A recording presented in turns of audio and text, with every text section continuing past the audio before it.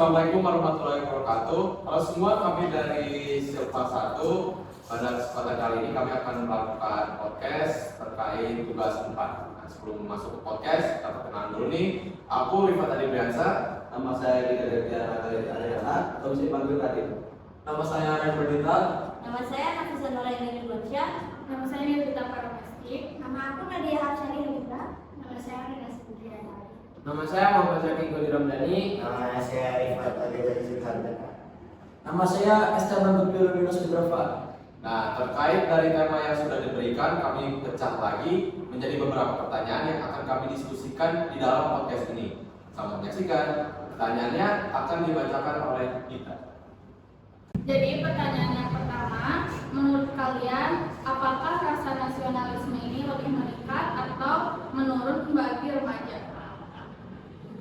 Kalau menurut saya, rasa nasionalisme ini pada negeri ini mulai berkurang. Karena apa? Karena tindak kriminal ada di mana-mana, mulai meningkat tiap tahunnya. Dan kita bisa lihat anak-anak muda zaman sekarang, banyak yang nggak menghayati tentang nasionalisme itu. Jadi mereka makin gacuh sama apa, mungkin dimulai dari kebiasaan-kebiasaan kecil seperti jongkok pas upacara, itu udah termasuk pengurangan rasa nasionalisme dalam diri mereka. Ada lagi? Menurut saya tidak setuju. Karena apa? Di rasa nasionalisme itu sesuai kondisi dari kita masing-masing. Karena anggapkan gini, satu maling ada di sekolah, mungkin kan semua di sekolah itu maling. Nah, jadi itu sesuai orangnya masing-masing. Dia bisa adanya era digital ini bisa meningkatkan nasionalisme. Kayak contohnya kita ikut lomba online, ya kan, itu juga termasuk rasa nasionalisme kita kan. Ya baik lagi itu menurut saya ke diri masing-masing.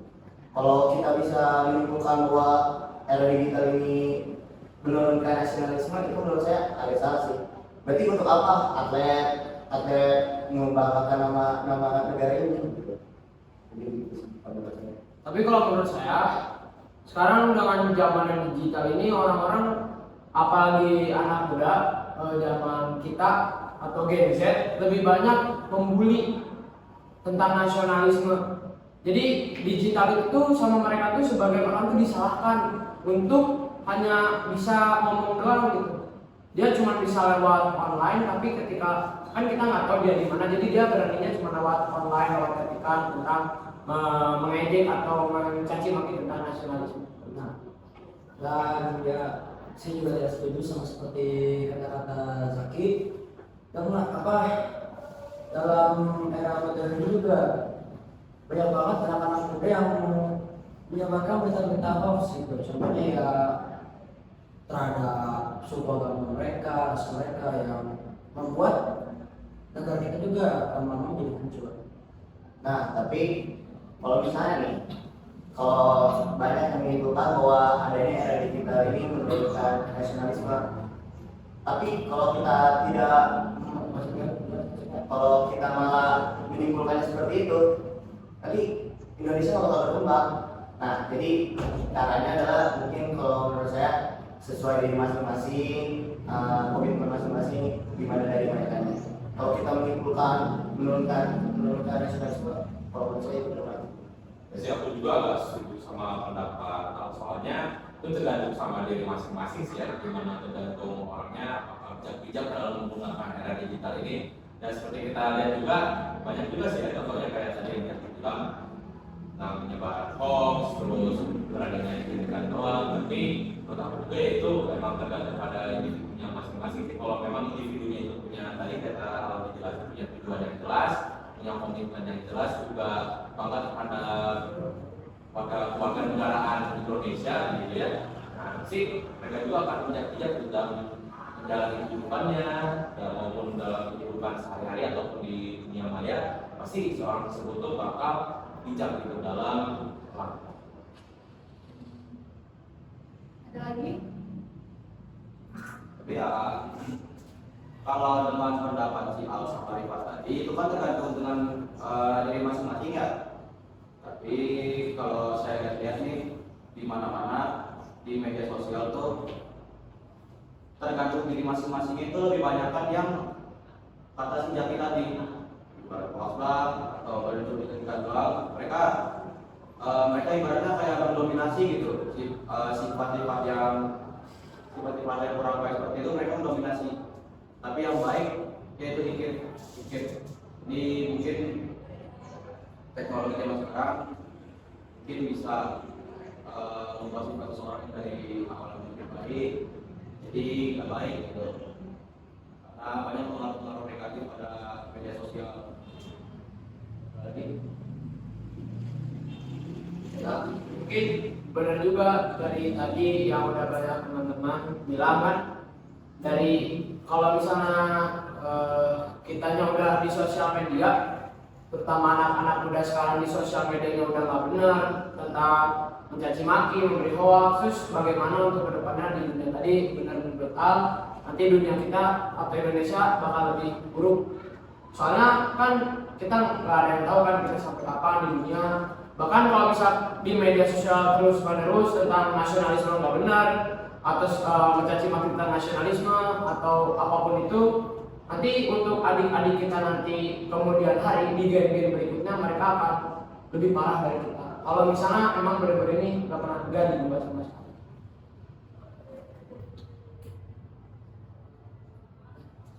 Nah, selanjutnya apa nih dampak positif dan negatif dari rasa nasionalisme di era digital?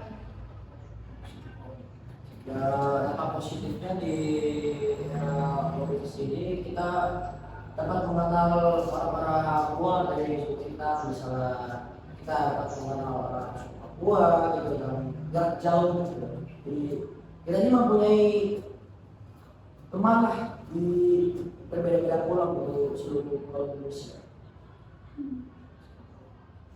Nah, kalau dampak negatifnya, kalau menurut saya sih benar tadi bilang kayak banyaknya pembulian, jadi banyaknya pembulian dari digital, itu sih dampak negatifnya. Pasti bakal lebih banyak karena di era digital ini gitu.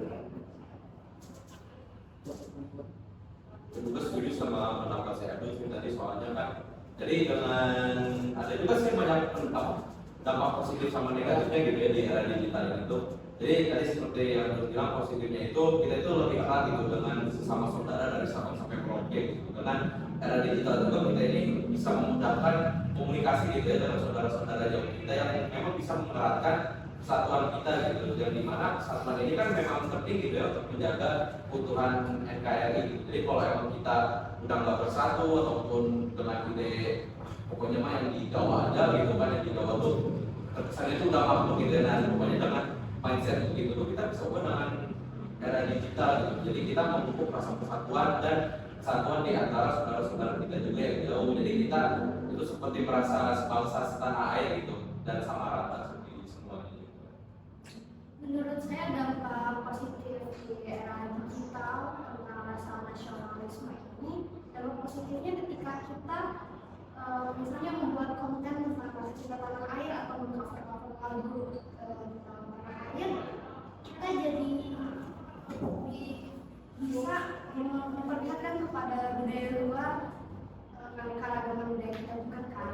Tapi ada dampak negatifnya ketika di bidang digital ini, ketika budaya asing masuk ke daerah kita terkadang terpengaruh pemikirannya oleh negara asing itu. Jadi itu nanti. Saya juga setuju dengan dampak negatif yang dikatakan oleh Aurel tadi. Budaya-budaya luar itu mulai masuk ke Indonesia dan mulai mengubah atau bahkan mengeliminasi atau menghabiskan gitulah budaya-budaya Indonesia. Jadi ada budaya yang udah punah, tapi masih ada yang hidup sampai sekarang. Budaya yang udah punah itu kita nggak tahu yang mana. Karena budaya yang ya populer gitu, yang misalnya tari kipas lah, tari ini, tari itu, nah, itu budaya, termasuk budaya populer yang mungkin kalau misalnya mau dibikin punah juga lama. Nah, kita juga nggak tahu. Terkait soal pendapat si Eben tadi, mungkin positifnya iya, gue setuju. Karena kita bisa mempererat hubungan kita dengan manusia-manusia lain di luar Pulau Jawa, misalnya Pulau Sumatera, Papua gitu kan. Tapi ada dampak, mungkin ada dampak negatifnya juga. Kayak di sosial media kan setiap orang upload konten nih pasti ada aja komen negatif sama komen positif.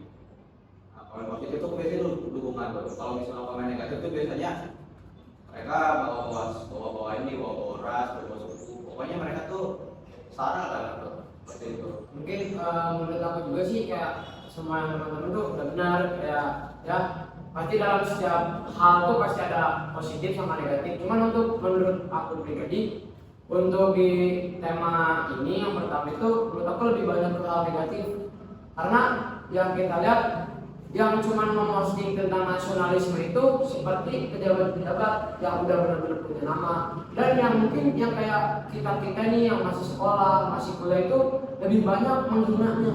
Bahkan dalam game juga tadi yang seperti yang disampaikan bisa gara-gara game kita bisa sampai menghina ras. Jadi menurut saya ini lebih banyak dampak negatif sebenarnya dibandingkan dampak positif. Selanjutnya ada kebebasan berpendapat. Apakah kebebasan berpendapat sudah sepenuhnya terlaksanakan di era digital ini? Kalau menurut saya kebebasan berpendapat di Indonesia ini sebenarnya udah bagus, cuma penerapannya belum.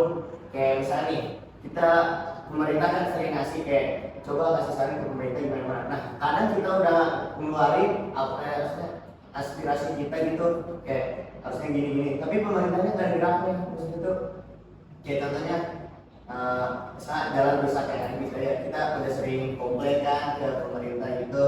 Cuma ada pemerintah apa bergeraknya kan. Jadi kalau menurut saya di Indonesia ini kebebasan berpendapat udah bagus, cuma tinggal cara merealisasikannya gimana.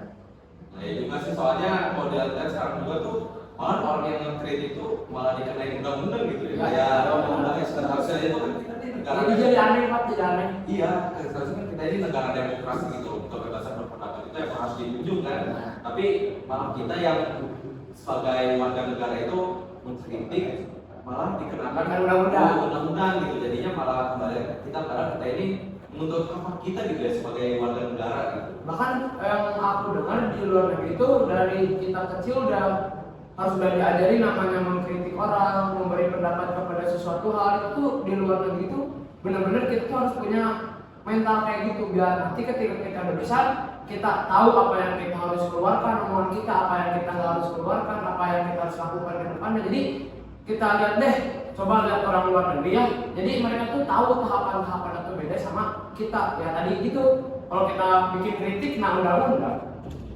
Kurangnya di Indonesia itu masih banyak yang pengen mengkritik tentang apapun itu. Ya tadi kena undang-undang, kadang nggak direspon. Jadi susah mau Indonesia bikin ngebentuk jadi satu itu susah. Jadi lebih bikin si orang yang berpendapat itu kan malah keliru gitu. Kalau aku berpendapat ini nanti kena undang-undang, padahal kita baik gitu pendapatnya. Jadi kita malah bingung sendiri, kita harus diam aja, apa harus mensuarakan pendapat kita gitu. Jadi kita tuh ragu-ragu gitu orang yang ingin berpendapat sekarang itu kayak gitu. Jadi kayak misal didiamin salah, Ya. mau dikritik kena undang-undang, bingung bos. Masalah Serba salah. Pastinya bikin demo. Maksudnya Tapi kalau bikin demo, undang-undang juga. Iya, Sebenarnya pemerintah bikin undang-undang kayak gitu tuh sebenarnya banyak juga kan kita maksudnya ngasih kritiknya apa sih kayak gak benar gitu kan ya kritiknya makanya itu udah pemerintah bikin undang-undang seperti itu. Cuma kalau menurut pendapat saya sebenarnya mah nggak usah bikin undang-undang, biarkan kritik itu masuk. Nah pemerintah tinggal menyeleksi maksudnya mana nih kritik yang harus diterima, mana yang harus didiemin. Nah pemerintah tuh dibuat kayak gitu, jadi kita bebas berpendapat, pemerintah harus memilih gitu. Dan mungkin ya kita juga kalau mau ngasih pendapat juga dengan bahasa yang bijak, dengan tata kata yang ramah, rapi, biar bisa dinilainya lebih bagus dibandingkan dengan bahasa yang kurang baik. Apakah menurut kalian, apakah kebebasan berpendapat ini dibatasi di era digital ini? Harus dibatasi.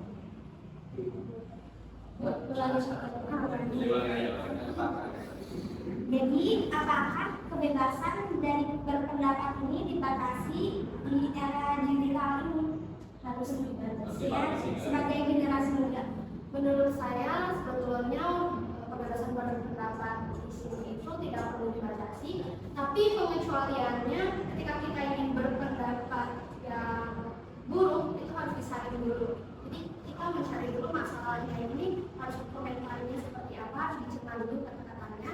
Jadi kalau mau berpendapat yang buruk itu pengecualiannya di bawah. Itu pengecualian yang mungkin disaring lagi gitu kalau mau berpendapat yang buruk, karena kita tidak pernah tahu itu yang sebenarnya terjadi atau enggak. Ya, kita nggak tahu faktanya ya. Kita tahu opsi itu kan ya. Kalau tadi dari apa? Dari nasionalisme itu ya. Tapi justru karena itu kebebasan berpendapat itu sedikit dibatasi. Jadi kalau misalnya kita berpendapat dan kritiknya itu berupa kritik yang menjatuhkan, itu bisa bikin orang tersebut trauma atau gimana? Ya. Itu jadi nanti bisa fatal. Ya. Tidak salah paham. Benar ya kata tadi, katanya gimana sih, kita harus pintar-pintar memilih kata bijak. Maksudnya kalau mau ngasih kritikan kayak kita pikir-pikir dulu kan, kayak negara lain gitu. Ya karena ya itu tadi kenapa ya, tadi salah mungkin itu salah satu contohnya pemerintah bikin undang-undang buat pengkritik ya, itu tadi takutnya ada orang terjatuhkan dengan kata-kata tersebut. Karena Ya kalau misalnya mereka bikin undang-undang ini, itu otomatis itu nggak bisa bebas berpendapat, nggak bisa bebas. Ya kita masih bisa berpendapat, cuma bahasanya aja. Kita harus menggunakan bahasa sensitif sehingga mereka itu mendengar dan ya bisa memahami gitu, tidak ada salah pahaman. Saat kalau terlalu banyak suka, akhirnya mereka mentang-mentang mereka terima kan ada salah pahaman ya. Jadinya ya semacam kita hoax gitu kan ya. Kalau mentang-mentang mereka separing akhirnya timbullah perpecahan gitu, konflik. Ini merugikan satu. Iya.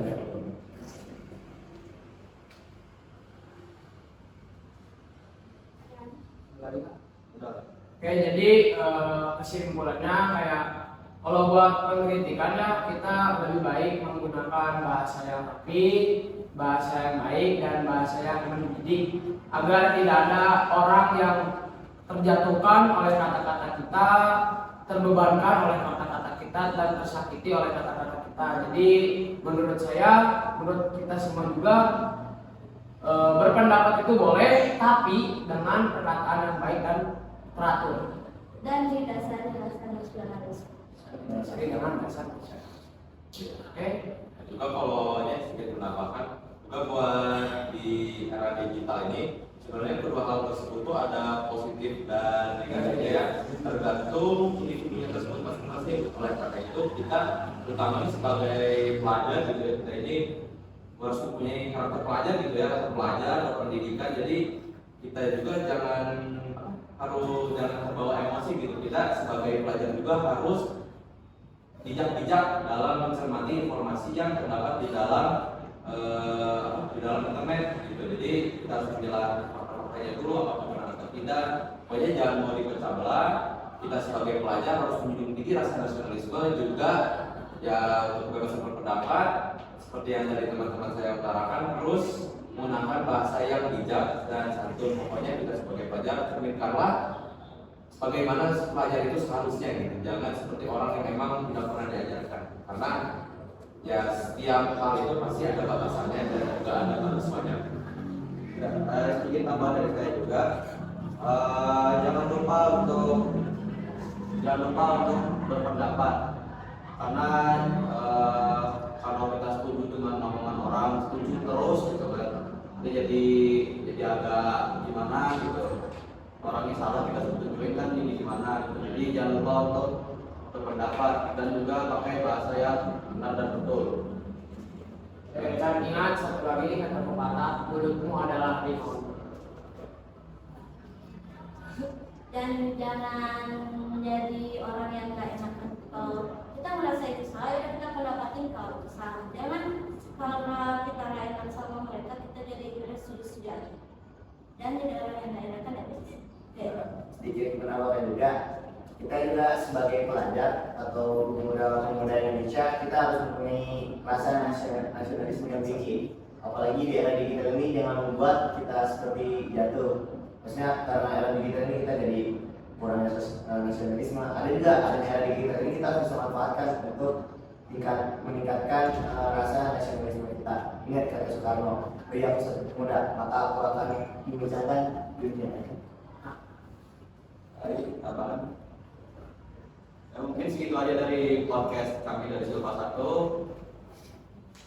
Terima kasih. Terima kasih sudah menyaksikan ya. Assalamualaikum warahmatullahi wabarakatuh. Waalaikumsalam.